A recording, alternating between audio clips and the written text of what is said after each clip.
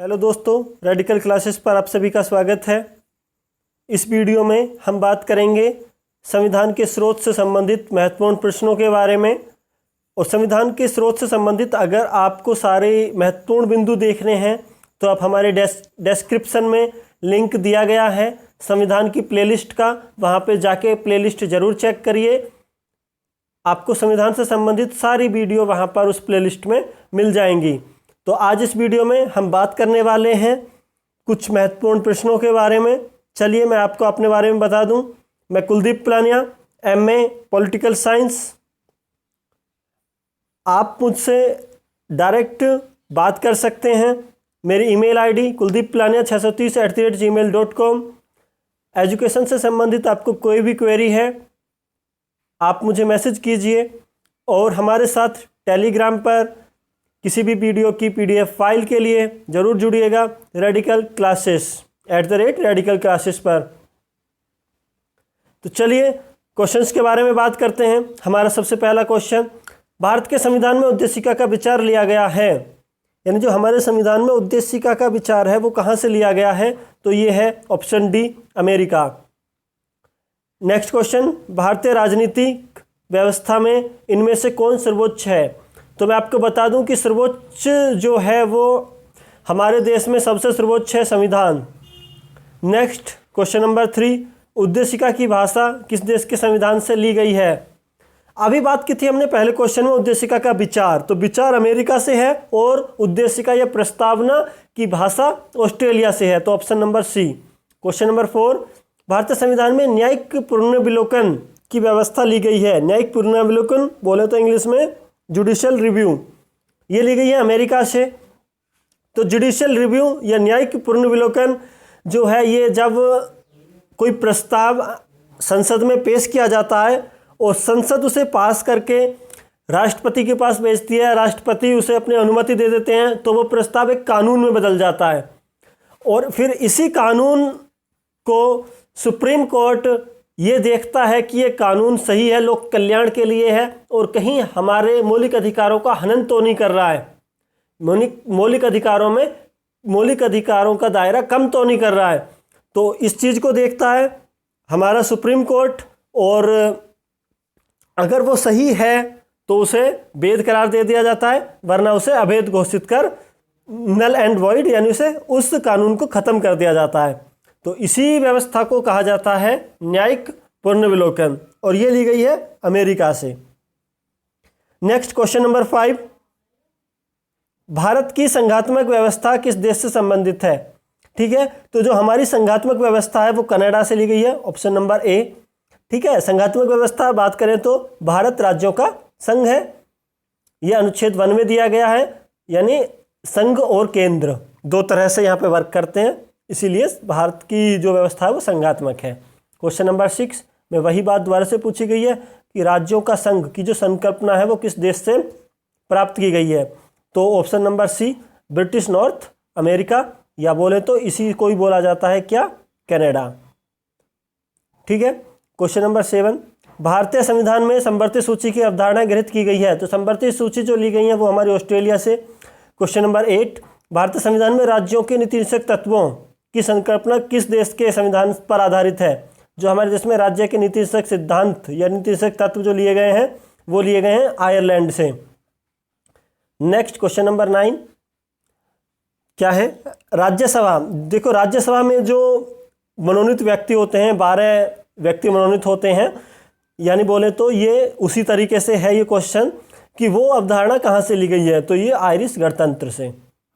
Next question number 10, भारतीय संविधान में मौलिक कर्तव्यों का विचार किस देश के संविधान से लिया गया है? मौलिक कर्तव्य अनुच्छेद 51 क, और भाग कौन से हैं? भाग 4 क। कहाँ से लिए गए हैं? रूस से, पूर्व सोवियत संघ से। ठीक है, नेक्स्ट क्वेश्चन नंबर 11, निम्नलिखित संविधान का प्रारंभ लिखित संविधान का प्रारंभ किस देश से हुआ? ठीक है, जो लिखित संविधान है उसका प्रारंभ किस देश से हुआ, तो ये देश है अमेरिका। ठीक है, अमेरिका में सबसे पहले लिखित संविधान था। क्वेश्चन नंबर 12, मूल कर्तव्यों का विचार किस देश के संविधान से लिया गया है? मूल कर्तव्य यानी मौलिक कर्तव्य, तो मौलिक कर्तव्य का विचार हमारे संविधान में अमेरिका से लिया गया है। अब हम थोड़ी सी मौलिक कर्तव्यों के बारे में बात करें तो ये अमेरिका में बिल ऑफ राइट नाम से हैं और सबसे पहले ये अमेरिका के संविधान में ही दिए गए थे। ठीक है, और बात करें तो देश की किस देश ने सबसे पहले मौलिक अधिकारों को दिया अपने नागरिकों को, तो वो था आपका great Britain.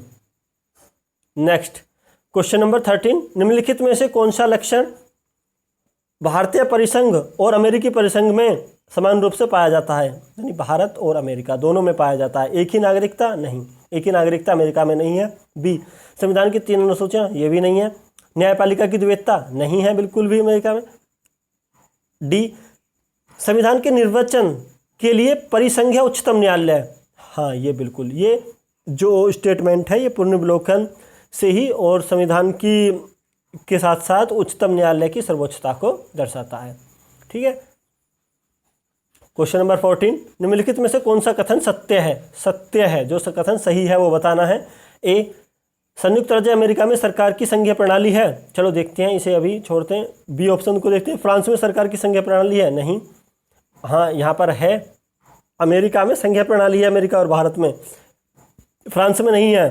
Question number option C, Pakistan में प्रधानमंत्री की नियुक्ति वहाँ की जनता के द्वारा होती है? नहीं, बिल्कुल भी नहीं। डी, भारत में सरकार की संघीय और एकात्मक दोनों प्रकार की प्रणाली है? नहीं, भारत में संघीय प्रणाली है। तो ऑप्शन ए इसका ठीक हो जाता है, संयुक्त राज्य अमेरिका में सरकार की संघीय प्रणाली है। नेक्स्ट क्वेश्चन नंबर 15, भारतीय संसदीय प्रणाली ब्रिटिश संसदीय प्रणाली से किस प्रकार भिन्न है? भिन्न बताना है, किसमें? ब्रिटिश और भारत। ठीक है, तो देखते हैं ऑप्शन नंबर ए देखते हैं। ठीक है, क्या है? सॉरी, ए देखते हैं। ठीक है, तो वास्तविक और नाममात्र दोनों प्रकार की कार्यपालिका है। ये बात कर रहा है कि वास्तविक और नाममात्र यानी नॉमिनल दोनों प्रकार की कार्यपालिका है। हाँ, भारत में वास्तविक और नाममात्र दोनों प्रकार की कार्यपालिका है। साथ ही यही कार्यपालिका ब्रिटिश में भी है, यानी ये तो दोनों जगह है, इसमें कोई भिन्नता नहीं हुई। नेक्स्ट, सामूहिक उत्तरदायित्व की प्रणाली? हाँ बिल्कुल, सामूहिक उत्तरदायित्व की प्रणाली हमारे भारत में भी है और आपके ब्रिटिश में भी है। ऑप्शन नंबर सी, द्विसदनीय विधायिका यानी लेजिस्लेचर? हाँ, वहाँ की संसद में भी 2 सदन है, हमारी में भी राज्यसभा लोकसभा। ऑप्शन डी, न्यायिक पुनरावलोकन की प्रणाली? न्यायिक पुनरावलोकन भारत में है, अमेरिका में है, लेकिन ब्रिटिश में नहीं है। ठीक है, तो ये गलत हो जाता है, ये दोनों जगह नहीं है, तो यही ऑप्शन हमारा सही हो जाता है कि यह भिन्न है। नेक्स्ट क्वेश्चन नंबर 16, सूची 1 को सूची 2 से मिलाना है। ठीक है, इस तरह के क्वेश्चन बहुत बढ़िया होते हैं।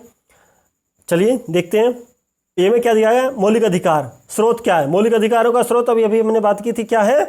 अमेरिका। ओके। बी, राज्य का नीति निदेशक तत्व? राज्य का नीति निदेशक तत्व आयरलैंड यानी आयरिश संविधान। सी, मंत्रिमंडलीय सरकार?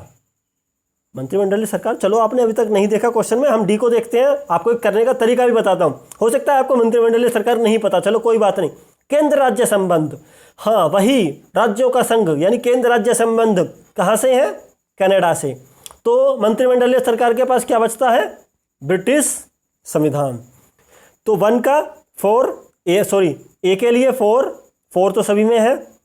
ओके, बी के लिए 3rd, बी के लिए 3rd देखो यहाँ पे है और यहाँ पे है। ठीक है, चलिए सी के लिए 1st, तो सी के लिए 1st इसमें नहीं है और इसमें है, तो ऑप्शन नंबर डी इसका सही हो जाएगा। डी के लिए 2nd देख लीजिए, डी के लिए 2nd ये रहा। ठीक है, तो ऑप्शन नंबर डी इसका सही हो जाता है। नेक्स्ट क्वेश्चन नंबर 17, वही है, सूची 1 को सूची 2 से मिलाना है और सही उत्तर चुनना है। तो बात करते हैं हम, क्या है? ए है विधि का शासन। विधि का शासन कहाँ से लिया गया है? तो विधि का शासन लिया गया है आपके इंग्लैंड से। विधि द्वारा स्थापित प्रक्रिया, चलो विधि द्वारा स्थापित प्रक्रिया की बात करें तो ये चीज़ हमने जापान से ली है। ठीक है, विस्तृत वैनिष्ठ सूची, डी की बात कर रहा हूँ, विस्तृत वैनिष्ठ सूची, तो सूची जो ली गई है वो ऑस्ट्रेलिया से। बचता है राष्ट्रपति के विचारार्थ राज्यपाल द्वारा विधेयक सुरक्षित रखना, यानी जो राज्यपाल है हमारा वो राष्ट्रपति के लिए अपने विधेयक को सुरक्षित रख सकता है, जो भी वहाँ की राज्य सरकार ने उसके पास भेजा है।